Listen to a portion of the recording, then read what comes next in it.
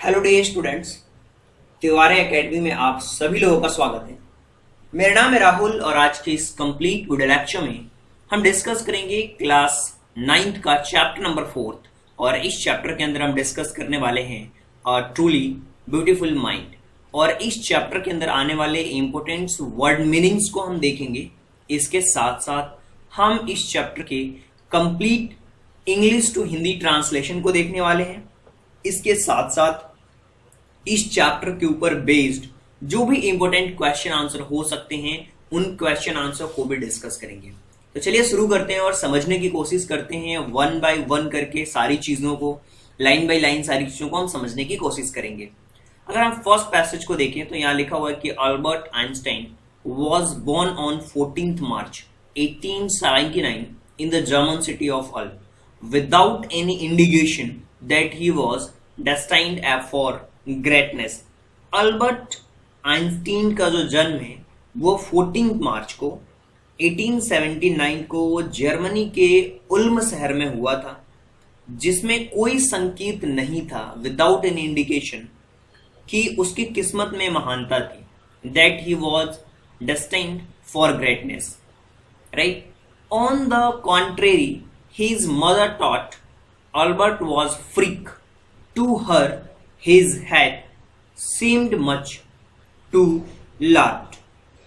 इसके विपरीत आप कह सकते हो कि उसकी माँ सोचती थी कि अल्बर्ट एक सनकी है, और कॉन्ट्रेरी का मतलब होता है विपरीत। उसकी माँ सोचती है कि वो एक फ्रीक है, यानी कि वो बिल्कुल एक तरीके से आप कह सकते हो कि सनकी आदमी है। To her his head seemed much too large, और उनके लिए उसका जो सर था वो बहुत बड़ा लग रहा था। Yet his head seemed much too large, and at the age of 2.5, Einstein still was not talking। 2.5 की उम्र में भी जो आइंस्टीन थे उन्होंने कभी अभी बोलना नहीं सीखा था। When he finally did learn to speak, he uttered everything twice। और जब अंत में उन्होंने बोलना सीख लिया, finally did learn to speak, he uttered everything twice, और वो सब कुछ 2 बार बोलते थे। and Einstein didn't know what to do with other children, and his playmates called him brother boring, right। और आइंस्टीन को नहीं पता था कि दूसरे बच्चों के साथ क्या करना है, और उनके जो जोड़ीदार थे, जो प्लेमेट्स थे, उन्हें बोरिंग ब्रदर कहते थे, ब्रदर बोरिंग कहते थे, मतलब उबाऊ भाई जिसको कहते हैं, जिसे बोर फील होता।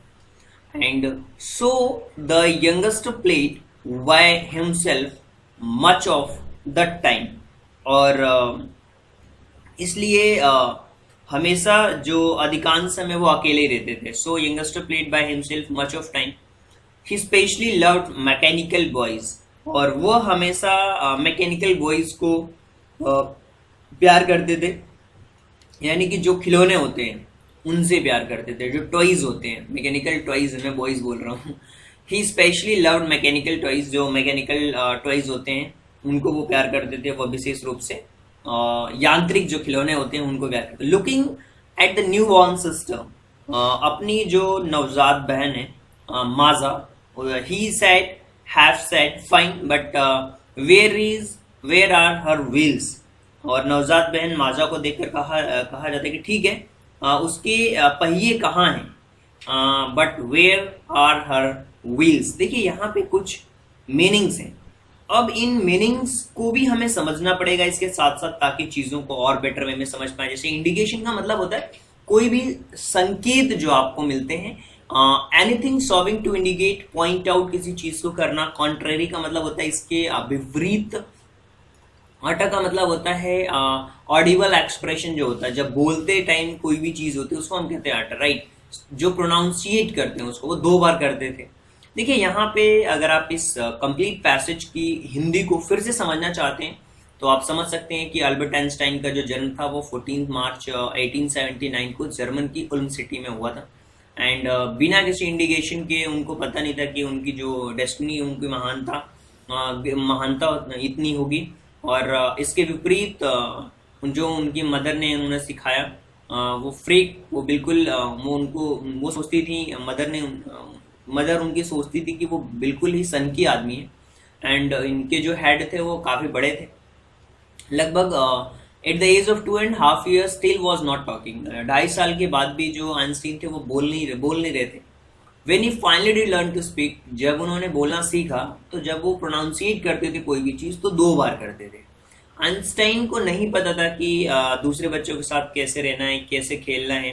जो उनके प्लेमेट्स थे उनको ब्रदर बोरिंग कहते थे, और वो हमेशा ज़्यादातर टाइम जो थे वो अकेले ही रहते थे।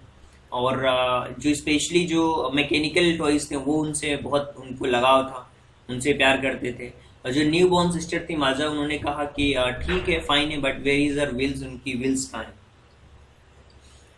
A headmaster once told his father that what Einstein choose a profession would not matter because he will never make success at anything.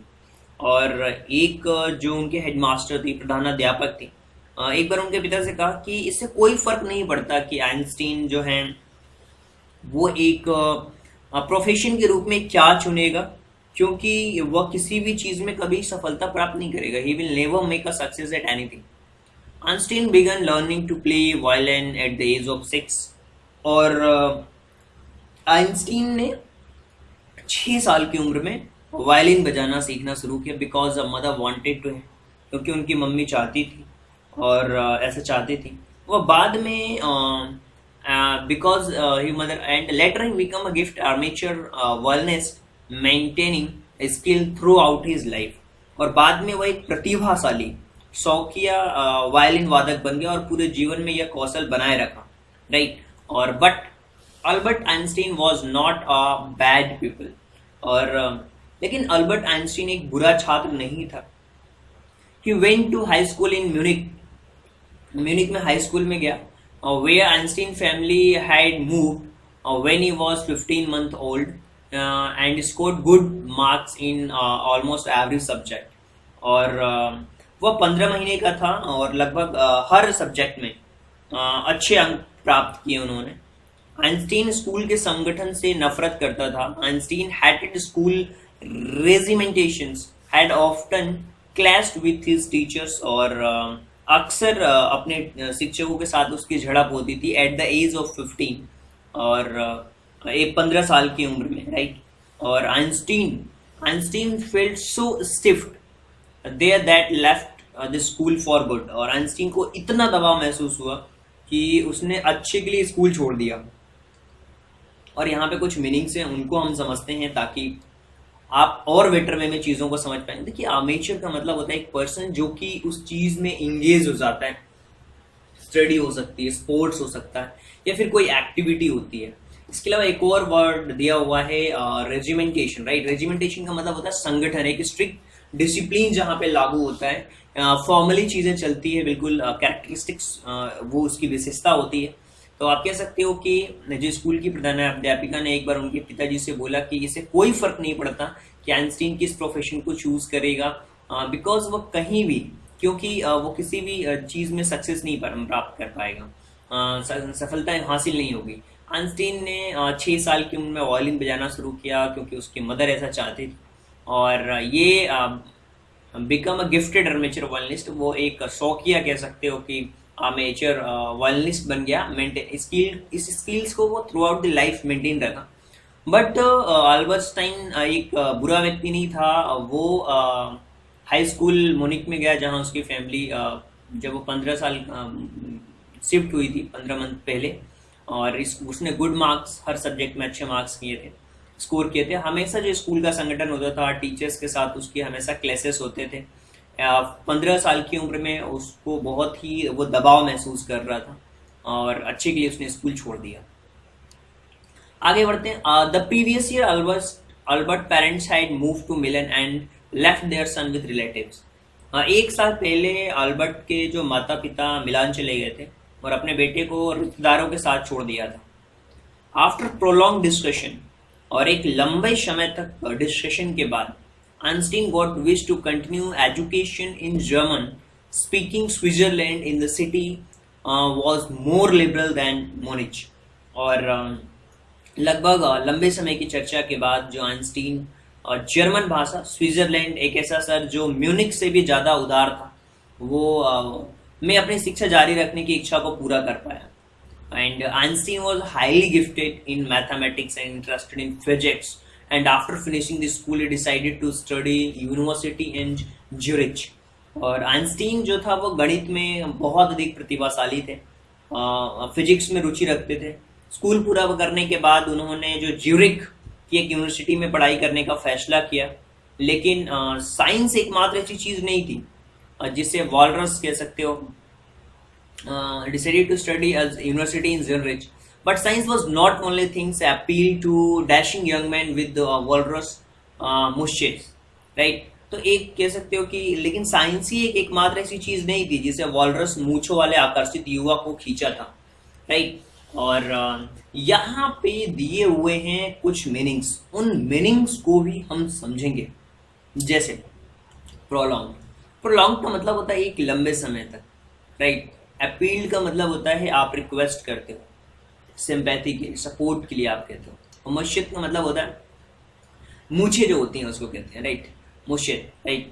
अब यहाँ पे इस पैसेज को फिर से हम समझने की कोशिश करते हैं कि पिछले साल उसके अल्बर्ट उनके जो पेरेंट्स थे वो मिलान मूव हुए और उनके जो अपने लड़के को रिलेटिव के यहाँ छोड़ करके एक लंबे डिस्कशन के बाद आइंस्टीन की इच्छा थी कि वो कंटिन्यू एजुकेशन करे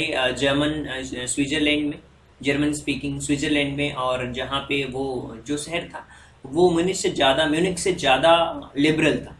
और आइंस्टीन केवल मैथमेटिक्स में ही अच्छा नहीं था बल्कि फिजिक्स, और स्कूल फिनिश करने के बाद उसने डिसाइड किया कि वो स्टडी जो ज्यूरिच की जो स्टडी है उसमें करेगा.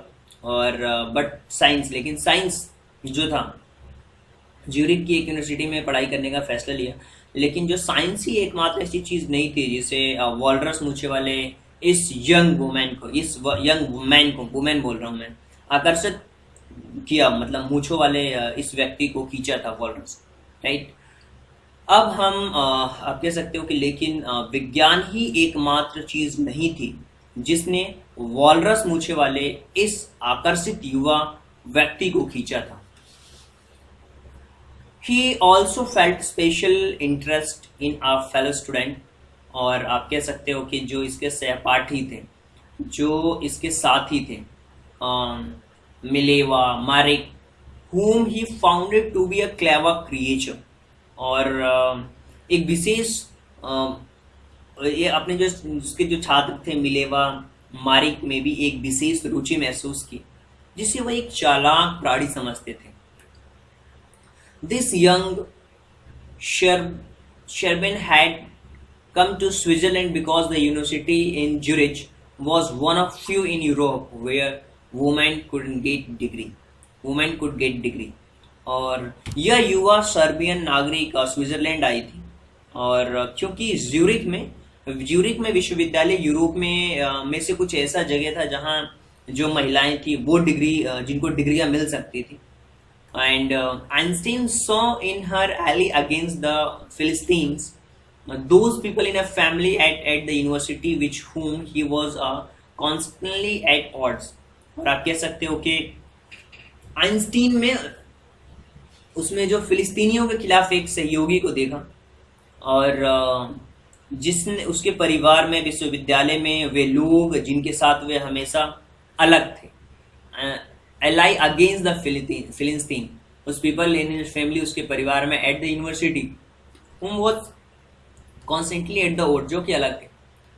The couple fell in love, later survived, in which they put their affection into words, mixing science with tenderness, right? और दोनों को प्यार हो गया और वे पत्र मौजूद हैं जिसमें उन्होंने अपने जो स्नेह के शब्द हैं उनको डाल दिया था, विज्ञान को कोमलता के साथ मिश्रित किया था. आइंस्टीन ने लिखा था, how happy and proud I shall be when we both have brought work and on relativity and a victorious conclusion. मुझे कितनी खुशी और गर्व होगी जब हम दोनों जो रिलेटिविटी का सिद्धांत है, जिसको हम कहते हैं हिंदी में सापेक्षता का जो सब्जेक्ट है, हमारे काम को एक विजयी निष्कर्ष तक लेकर आएंगे। देखिए, इस पैसेज के अंदर हमें कुछ मीनिंग्स मिले, जैसे क्रिएचर का मतलब होता है नॉन ह्यूमन जो होता है उसको हम कहते हैं क्रिएचर। अफेक्शन का मतलब होता है जहाँ पे आप फुली तरीके से अटैचमेंट हो जाते हो, आपका डिवोशन, आपका लव। और रिलेटिविटी का मतलब होता है एक साइंस की थ्योरी है, राइट, जिसमें हम मेंटल स्टेज जो होता है ह्यूमन माइंड के अंदर, रिलेटिविटी आप कह सकते हैं। रिलेटिविटी एक सब्जेक्ट है और रिलेटिविटी का मतलब होता है मेंटल स्टेट जिस पे आप डिपेंडेंट होते हैं। तो इस तरीके से इन चीज़ों को उन्होंने समझाया है। और आप कह सकते हो कि उन्होंने जो उनके सहपाठी थे मिलेवा मारिक, जो कि वो उससे एक चालाक प्राणी समझते थे, और यह युवा सर्बियन नागरिक स्विट्जरलैंड से आए थे, क्योंकि ज्यूरिक में जितनी भी यूनिवर्सिटीज़ थी, उन यूनिवर्सिटीज़ में यूरोप में से एक था जहाँ पे जो महिलाएं थी उनको डिग्री मिल सकती थी। और आइंस्टीन ने उनमें जो फिलिस्तीनियों के खिलाफ एक सहयोगियों को देखा। उसके परिवार में, विश्वविद्यालय में वे लोग जिनके साथ वे हमेशा अलग थे, भिन्न थे, दोनों को प्यार हो गया। वे पत्र मौजूद हैं जिन्होंने उन्होंने अपने शब्द को, अफेक्शंस को डाला है, और उन्हें लिखा था, मिक्स किया था, और उन्होंने लिखा था कि मुझे कितनी खुशी और गर्व होगा जब हम दोनों रिलेटिविटी के विषय पे अपने काम को एक विजयी निष्कर्ष तक लेकर के आएंगे। देखिए, यहाँ पे आप कह सकते हो कि आगे में लिखा हुआ है कि इन 1900 एट द एज ऑफ 21, 1900 में 21 साल की उम्र में अल्बर्ट आइंस्टीन एक विद्यालय में स्नातक थे। Albert Einstein was a university graduate and unemployed, और वे एक बेरोजगार थे। She worked as a teaching assistant, gave private lessons, and finally secured a job in 1902 as a technical expert of the patent office in Bern. और वह एक जो शिक्षण सहायक है उसके रूप में काम करते थे, और अपनी कुछ निजी जो कक्षाएं थी वो दिया करते थे। अंत में 1902 में एक टेक्निकल कह सकते हो एक्सपर्ट के रूप में एक पेटेंट ऑफिस में नौकरी हासिल की। And while he was supposed to being assessing other people's invention, Einstein was actually developing on his idea in secret. और वो जबकि उसे अन्य लोगों के आविष्कारों का आकलन करना था, वो एसेस करना था लोगों की इन्वेंशन को, तो आइंस्टीन जो थे वास्तव में सीक्रेटली, गुप्त रूप से अपने विचारों को विकसित कर रहा था। और कहा जाता है कि he is said to have a joking called a desk drawer, और कहा जाता था कि वह मजाक में अपने कार्यस्थल की मेज की दराज को सैद्धांतिक भौतिकी ब्यूरो के बुलाते थे। Drawer at the work bureau of theoretical physics, जो ड्रॉवर रहते थे डेस्क के, कहते थे ब्यूरो ऑफ थ्योरेटिकल फिजिक्स। और देखिए, यहाँ पे कुछ मीनिंग्स है, जैसे कि अनएम्प्लॉयड का मतलब क्या होता है, जो बेरोजगार व्यक्ति होता है। पेटेंट का मतलब होता है एक ऐसा इन्वेंशन की प्रोसेस होती है जहाँ पे आप अपने आइडियाज को, अपने राइट्स को प्रोटेक्ट करते हो, राइट। जैसे हमारा ये लोगो है ना, तो ये हमने प्रोटेक्ट किया हुआ है, राइट, ये हमारा अधिकार है। इसी तरीके से पेटेंट होता है। और ड्रावर का मतलब क्या होता है, एक जो आपने देखा होगा आपके ऑफिस में भी रहती हैं चीजें, फर्नीचर से बनी होती हैं, उसको ब्यूरो ऑफ थ्योरेटिकल फिजिक्स कहते हैं। आप कह सकते हो कि इन 1900 में 1900 में 21 साल की उम्र में जो अल्बर्ट आइंस्टीन थे वो एक ग्रेजुएट थे लेकिन बेरोजगार भी थे। वो एक टीचिंग असिस्टेंट के रूप में वर्क करते थे और अपनी कुछ निजी कक्षाएं भी देते थे। फाइनली 1902 में उन्होंने एक टेक्निकल एक्सपर्ट के रूप में एक पेटेंट ऑफिस में काम करना चालू किया बर्न के अंदर। और जबकि उनका जो काम था वो अलग दूसरे लोगों के जो इन्वेंशन थे उनको एक्सेस करना था। और जो आइंस्टीन थे वो एक्चुअली अपने आइडिया को एक बहुत ही सीक्रेट रूप से डेवलप कर रहे थे। और वो हमेशा ऐसा कहते थे मजाक में कि जो डेस्क ड्रॉवर है वो ब्यूरो ऑफ थ्योरेटिकल फिजिक्स है, राइट। अब one of the famous papers आप कह सकते हो कि 1905 में एक फेमस पेपर जिसमें कि Einstein special theory of relativity according to which time distance are not obsolete. और 1905 में एक प्रसिद्ध पत्रों में से एक आइंस्टीन के जो रिलेटिविटी की थ्योरी है उसका सिद्धांत था, जिसके अनुसार समय और दूरी निरपेक्ष नहीं है। समय और दूरी निरपेक्ष नहीं है। Indeed, two perfectly accurate clocks will not continue to show the same time if they come together again after a journey, if one of them has been moving very fast relative to others। और दरअसल दो पूरी तरीके से जो सटीक घड़ियां एक ही समय दिखाना जारी नहीं रखेंगी अगर वे थोड़ा घूमने के बाद फिर वे एक साथ आती हैं। अगर उनमें से एक की अपेक्षा बहुत तेजी से घूम रही हो तो। From the follow the world most famous formula. और इस तरीके से जो दुनिया का सबसे फेमस फॉर्मूला था जो कि जो डिस्क्राइब करता है relationship between mass and energy, that is E equal to mc², right. और ये बहुत ही फेमस फॉर्मूला है, आपने भी पढ़ा होगा या नहीं पढ़ा होगा, आपने साइंस में हो सकता है, 11th-12th में हो सकता है आप पढ़ो। देखिए, one of the famous paper, एक कहते हैं कि बहुत ही एक फेमस पेपर था 1905 के अंदर। और देखिए इस पैसेज के अंदर जो दो मीनिंग्स हैं इनके बारे में सबसे पहले समझ लेते हैं, उसके बाद हम फिर से इसकी हिंदी को समझेंगे। ऑब्सलेट का मतलब होता है फ्री होना, imperfection, complete, perfect, right. Describe का मतलब होता है किसी चीज को बताना, डिनोट करना, राइट, डिस्क्राइब करना, उसके बारे में इंडिकेशन देना। तो इसमें कहा जाता है कि 1905 में एक प्रसिद्ध पेपर था, उसमें जो आइंस्टीन का जो सापेक्षता का सिद्धांत था, जो रिलेटिविटी की थ्योरी थी, उसके अकॉर्डिंग जो टाइम है, जो समय है, जो डिस्टेंस है, जो दूरी है, वो निरपेक्ष नहीं है, ऑब्सोलेट नहीं है। इंडीड का मतलब होता है दरअसल, राइट। दो परफेक्ट, पूरी तरीके से जो सटीक घड़ी होती है वो टाइम दिखाना जारी नहीं रखेगी अगर वे थोड़ा घूमने के बाद एक साथ आती है, और अगर उनमें से कोई एक बहुत तेजी से घूम रही है, राइट। इस तरीके से दुनिया का सबसे फेमस जो फॉर्मूला है जो कि मास और एनर्जी के रिलेशनशिप को डिस्क्राइब करता है, that is E equal to mc²। While Einstein was solving a most difficult problems in physics, his private life was unraveling।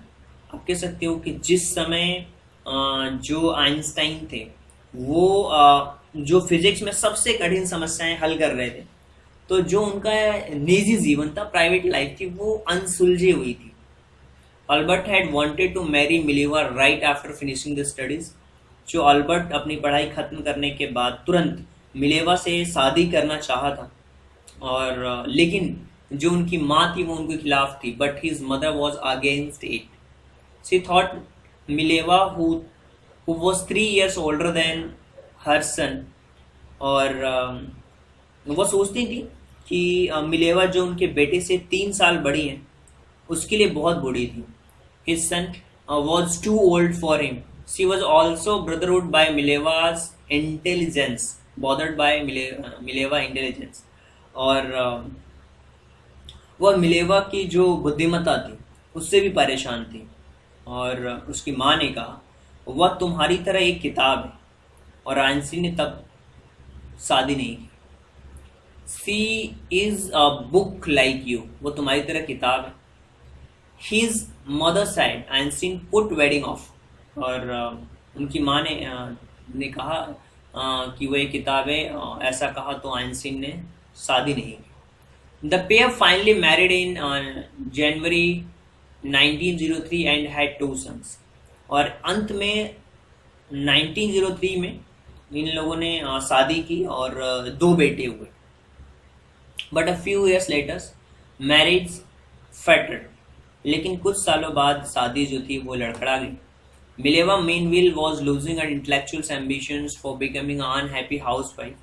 और अंत में इसी बीच जो मिलेवा थी वो अपनी जो इंटेलेक्चुअल जो महत्वाकांक्षाएं थी, एम्बिशन थी, उसको खो रही थी, और एक दुखी अनहैप्पी हाउसवाइफ बनती जा रही थी, गृहस्वामिनी बनती जा रही थी।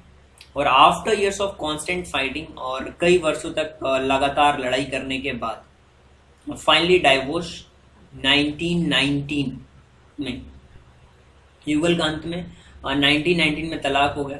और Einstein married his cousin Elsa as the same year. और आइंस्टीन ने उसी साल अपनी चचेरी बहन एल्सा से शादी की। तो आप समझ सकते हो कि किस तरीके की लाइफ रही है अल्बर्ट आइंस्टीन की। और यहाँ पे कुछ मीनिंग, जैसे अनरेवलिंग का मतलब होता है कि अच्छी तरीके से चीज़ें नहीं चलना, राइट, डिफिकल्टी, कॉम्प्लिकेशन जिसमें हो। और डाइवोर्स का मतलब आपको पता है कि टोटल सेपरेशन होता है, उसको हम कहते हैं डाइवोर्स, राइट। देखिए, अगर आप इस पैसेज को फिर से समझना चाहते हैं तो चीज़ें आप अच्छी तरीके से समझ सकते हैं कि जबकि जो आइंस्टीन थे वो फिजिक्स में सबसे जिस समय जब आइंस्टीन जो थे वो फिजिक्स की सबसे कठिन प्रॉब्लम को सॉल्व कर रहे थे, उस समय उनकी जो प्राइवेट लाइफ थी वो बिल्कुल अनसुलझी थी, अनरिवेलिंग थी। अल्बर्ट जो थे वो अपनी पढ़ाई को फिनिश करने के बाद मिलेवा से शादी करना चाहते थे, लेकिन उनकी मदर उनके अगेंस्ट थी। उन्होंने वो सोचती थी कि मिलेवा जो कि इनसे 3 साल बड़ी हैं, वो इनके बच्चे के लिए बूढ़ी हो चुकी हैं। She was bothered with Mileva intelligence, और जो मिलेवा की जो इंटेलिजेंस थी वो उससे परेशान भी थी। उनकी माँ ने कहा कि तुम्हारे लिए एक किताब है, वह तुम्हारी तरह एक किताब है। तो आइंस्टीन ने तब शादी नहीं की, राइट। और ये पेयर फाइनली जो ये जोड़ा था, अंत में 1903 में शादी की और उनके 2 बेटे हुए। लेकिन कुछ सालों बाद जो शादी थी वो लड़खड़ा गई, और इसी बीच मिलेवा अपनी जो बौद्धिक महत्वाकांक्षा थी उसको खो रही थी, was losing intellectual ambition and becoming unhappy housewife. और वो क्या बन रही थी? एक अनहैप्पी हाउसवाइफ बन रही थी। After years of constant fighting, और कई सालों तक लगातार फाइटिंग के बाद इस कपल का डाइवोर्स 1999 में हुआ, सॉरी 99 बोल रहा हूँ, 1919 में हुआ। और आइंस्टाइन ने उसी समय पे, उसी साल अपनी कजन एल्सा के साथ शादी कर दी, एल्सा से शादी की। And Einstein's a new personal chapters coincide with his rise of world fame. Einstein का नया व्यक्तित्व अध्याय फेमस विश्व प्रसिद्धि में एक उदय के साथ संपाति हुआ। इन 1915 में he had published his General Theory of Relativity, which proved a new interpretations of gravity. और 1915 में उन्होंने जो रिलेटिविटी की थ्योरी थी, जिसको आप कहते हो सापेक्षता का सिद्धांत, उसमें अपने सिद्धांत को प्रकाशित किया, पब्लिश किया। And eclipse of sun 1919 brought proof that was accurate. और 1919 में ये जब सूर्य ग्रहण था, उससे साबित हो गया कि वह सटीक था। आइंस्टीन ने पहले से ही सही ढंग से गणना कर ली थी। Einstein had correctly calculated the advanced and extended which the light from fixed stars would be deflected through the sun gravitational field. और जो पहले से ही गणना कर ली थी कि जो सितारे होते हैं, जो सितारों से प्रकाश निकलता है, और वो जो सूरज होता है, सूरज के जो ग्रेविटेशन एरिया होता है, ग्रेविटेशनल जो एरिया होता है, ग्रेविटेशनल जो फील्ड होती है, जो गुरुत्वाकर्षण का क्षेत्र होता है, वो उसके माध्यम से किस हद तक उसे विक्षेपित किया जा सकता है, डिफ्लेक्टेड किया जा सकता है, किस हद तक। And the newspaper proclaimed his work as a scientific revolution. और समाचार पत्रों ने उनके काम को एक वैज्ञानिक क्रांति के रूप में घोषित किया। Einstein received a Nobel prize for physics in 1921 में। फिजिक्स के लिए, भौतिकी के लिए उन्हें नोबेल पुरस्कार प्राप्त हुआ।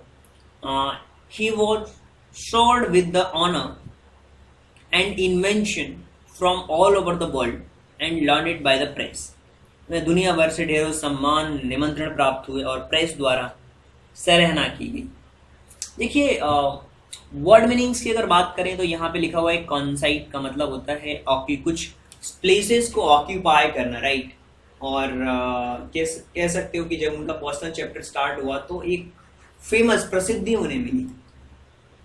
और इसके साथ में अगर हम देखें, डिफ्लेक्टेड का मतलब होता है जो चीज उसको जब आप कर्व कर देते हो, उसको विक्षेपित कर देते हो, उसको हम कहते हैं डिफ्लेक्टेड। और प्रोक्लेम्ड का मतलब क्या होता है? जब आप न्यूज़पेपर से कहते हैं ना, उसे प्रोक्लेम कर देना, डिक्लेयर कर देना, अनाउंस कर देना एक फॉर्मल मैनर में, ऑफिशियल मैनर, उसको हम कहते हैं प्रोक्लेम। अगर आप फिर से इन चीज़ों को समझने की कोशिश करो तो आप इजीली समझ सकते हो कि जो आइंस्टीन थे, उन्होंने पर्सनल चैप्टर एक नया स्टार्ट हुआ, ये उन्होंने फिर उनका जो समय हुआ वो फेम की तरफ बढ़ने लगा, प्रसिद्धि की तरफ बढ़ने लगा। और 1915 में एक जनरल थ्योरी रिलेटिविटी की उन्होंने प्रोवाइड की, जो कि इंटरप्रिटेशनल ग्रेविटी के ऊपर था, और जो सूरज होता है, जो इक्लिप्स होता है, उसको बताया, उन्होंने प्रूव किया एक्यूरेट, जो कि बहुत ही एक्यूरेट था। और जब सूर्य ग्रहण हुआ, चंद्र ग्रहण हुआ, तो उसमें वो ये चीज़ पता चली, वो करेक्टली कैलकुलेटेड किया हुआ था उन्होंने पहले से, कि जो लाइट है वो फिक्स्ड होती है स्टार से और कैसे डिफ्लेक्ट होती है थ्रू आउट द जो सन की ग्रेविटेशनल फील्ड है उसकी वजह से।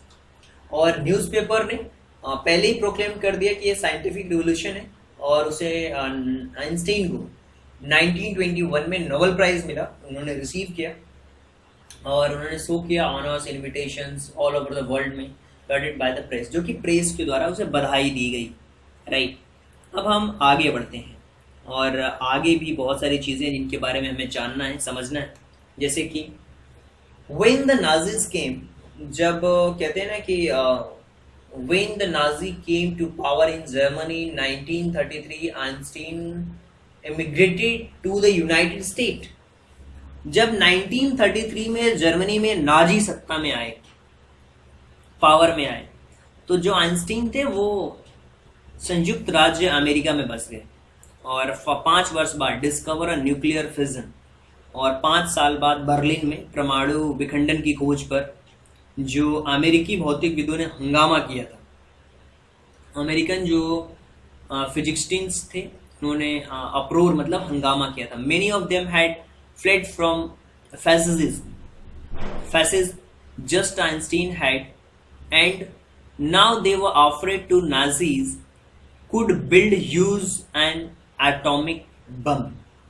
Many of them, उनमें से कई आइंस्टीन की तरह फांसीवाद से भाग गए थे, right, fled from, many of them had fled from fascism just Einstein की तरह।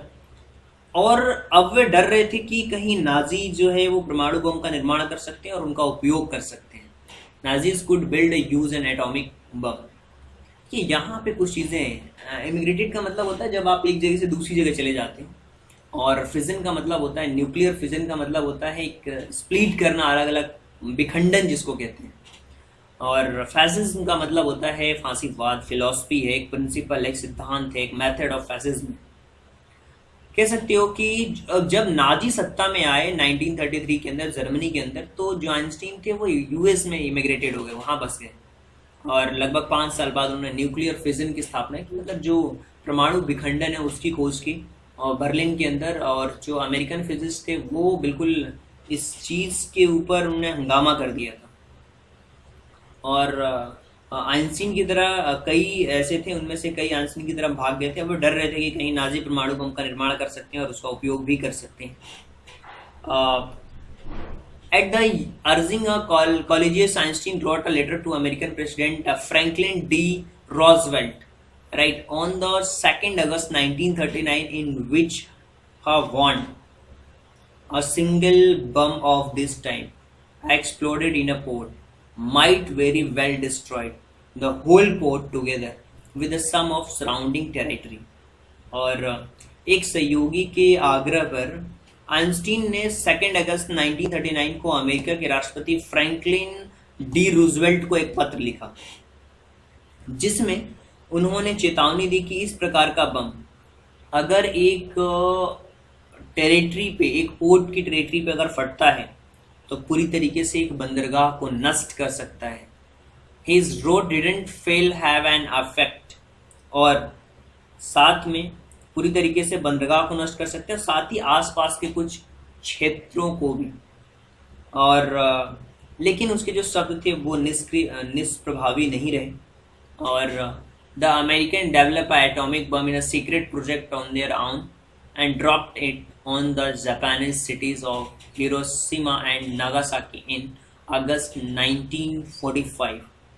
और जो उनके शब्द थे वो निष्प्रभावी नहीं रहे।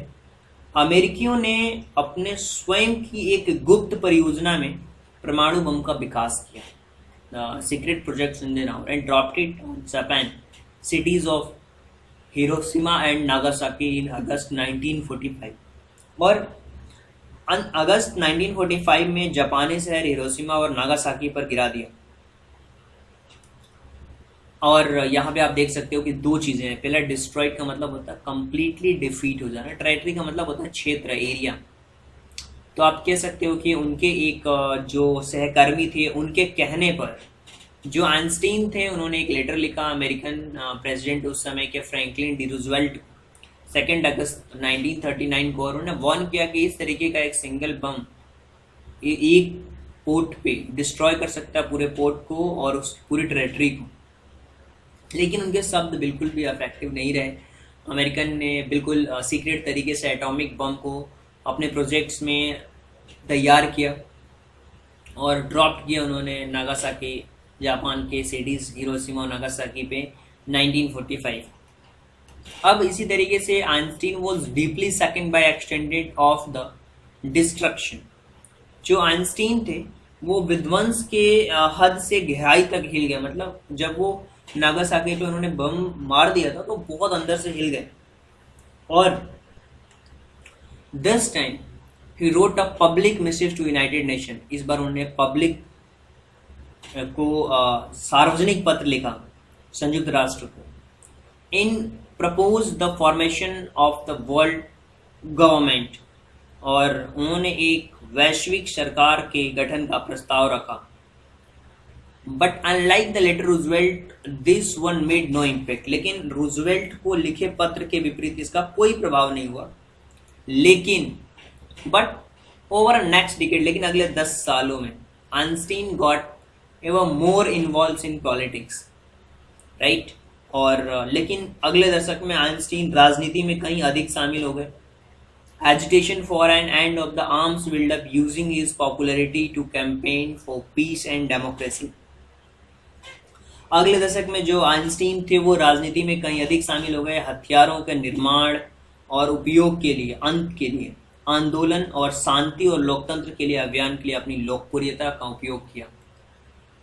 When Einstein died 1955 at the age of 76, he was celebrated the visionary world citizen as much as scientific genius. जब 1955 के अंदर 76 साल की उम्र में उनका जब निधन हुआ तो एक वैज्ञानिक प्रतिभा से अधिक एक दूरदर्शी, एक वर्ल्ड सिटीजन के रूप में पहचाना गया। देखिए, डिस्ट्रक्शन का मतलब होता है डिस्ट्रॉ कर देना सब चीज, समथिंग। मिशिफ का मतलब होता है रिटर्न मैसेज देना पब्लिकली। उन्होंने दिया था, लेकिन रूजवेल्ट को कोई फर्क नहीं पड़ा। उन्होंने कैंपेन किए, ऑपरेशंस किए एक स्पेसिफिक ऑब्जेक्टिव के ऊपर। मिलिट्री में भी ऑपरेशंस होते हैं, कैंपेन होते हैं। जीनियस का मतलब होता है एक पर्सन जिसके पास बहुत ज्यादा कैपेसिटी हो, राइट। अगर आप इस पैसेज को समझने की कोशिश करें तो इसकी हिंदी को इजीली आप समझ सकते हैं, जो कि काफी आसान भी है।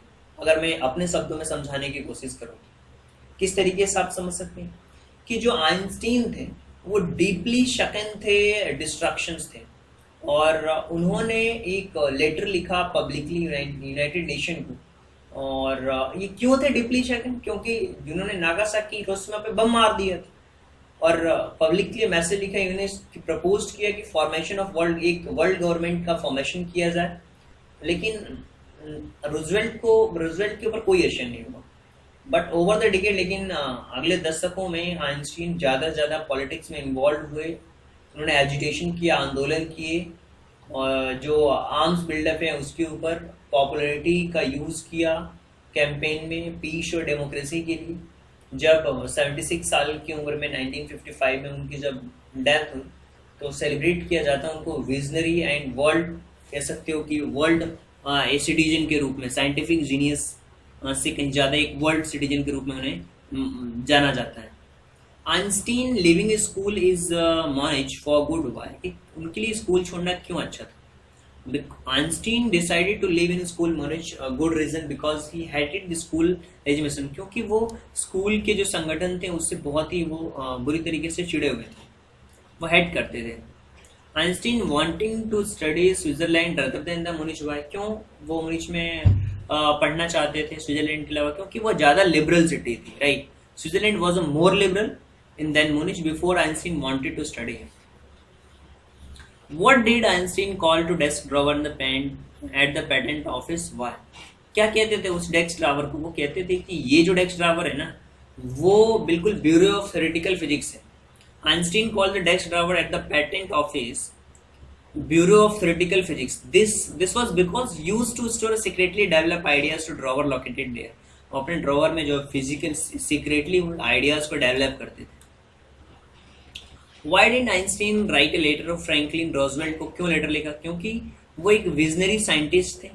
उन्होंने लेटर लिखा रूजवेल्ट को, वार्न कर रहे थे डिस्ट्रक्शन पावर बम के लिए कि आप इसके बहुत ही डाइवर्सिटी इफेक्ट हो सकते हैं. How did Einstein react? कैसे रिएक्ट किया बॉम्बिंग हिरोशिमा और नागासाकी बॉम्ब? और डीपली बहुत हर्ट हुआ इनको, और वो उन्होंने पब्लिकली एक मैसेज दिया यूनाइटेड नेशन को. और ऑल्सो प्रपोज, उन्होंने प्रपोज किया कि जो वर्ल्ड गवर्नमेंट है इसको बनाया जाए to stop production of nuclear weapons की प्रोडक्शन को रोकने के लिए. Why does the world remember Einstein the world citizen? क्यों इनको वर्ल्ड सिटीजन के रूप में याद किया जाता है? Because Einstein remembered as a world citizen as well as a genius scientist because his contributions and efforts towards the creating world peace and democracy and for his campaign against the use of arms. उन्होंने बताया इसलिए याद किया जाता है world citizen के रूप में क्योंकि उनका योगदान कंट्री के लिए, पीस और डेमोक्रेसी के लिए उन्होंने यूज किया, अपने कंट्रीब्यूशन का कैंपेन चलाए. किसके लिए? जो आर्म्स का यूज है उसको बंद करने के लिए, और जो न्यूक्लियर वेपन्स हैं उनका इस्तेमाल कम करने के लिए. When did they secure a job finally? उनको जॉब कब मिली? उनको जॉब मिली 1902 में पेटेंट ऑफिस के अंदर. In what capacity did Albert Einstein started his career? कैसे स्टार्ट किया? Start as a teaching assistant से स्टार्ट किया उन्होंने. What was told by headmaster about Albert? Headmaster ने उनके लिए क्या कहा था? Headmaster told Einstein will never make success in anything. उन्होंने कहा था कि जो आइंस्टाइन है वो कभी भी किसी भी चीज में उनको सफलता नहीं प्राप्त होगी, राइट? सफल नहीं होंगे. देखिए, आई होप कि ये जो चैप्टर है 4th चैप्टर, इसको आपने बहुत अच्छी तरीके से समझा होगा. अगर आपको लगता है कि नहीं कोई डाउट है या किसी भी तरीके की कोई समस्या है तो आप कमेंट बॉक्स के अंदर सुझाव सजेशन दे सकते हैं. और इसके अलावा आप चाहें तो हमें मैसेज भी कर सकते हैं. So thank you so much and thanks for giving your precious time. At the last, God bless you. Thank you so much.